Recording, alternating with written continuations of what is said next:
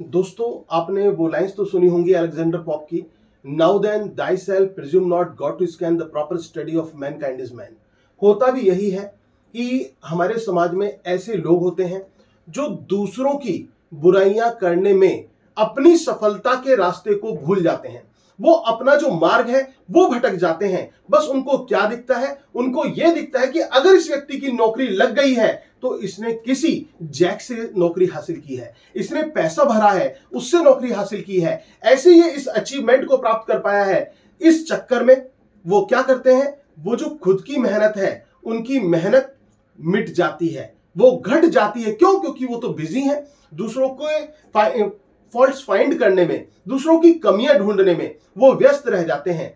तो Alexander Pope क्या कहते हैं, वो यही कहते हैं कि जानना है तो सबसे पहले खुद को जानो, खुद की स्टडी करो। और बहुत से लोग तो हद तब हो जाती है, फेलियर आपको मिलती है या आप कहते हैं भगवान मैंने तो आपसे इतना प्रसाद चढ़ाया था, मैंने तो बोला था कि 101 रुपए का प्रसाद चढ़ाऊंगा, लेकिन आपने मुझे फिर भी ऐसा कर दिया, फिर भी मुझे सफलता नहीं दी। तो गॉड को स्कैन मत कीजिए, क्योंकि इस दुनिया में आप आए हैं तो किस लिए आए हैं? कर्म करने के लिए आए हैं। गीता में भी कहा गया है कि कर्म सबसे बड़ा होता है, कर्म ही सब आपको फल देता है। तो आप कर्म ही नहीं करेंगे तो फिर फल की प्राप्ति कैसे होगी? तो ये मत देखिए कि मेरे पास ये चीज नहीं है, उसके पास ये चीज है, या फिर उसको ये अचीवमेंट प्राप्त हो गया, मेरे पास ये नहीं है। केवल फोकस कीजिए अपने टारगेट की तरफ, जो आपका टारगेट है।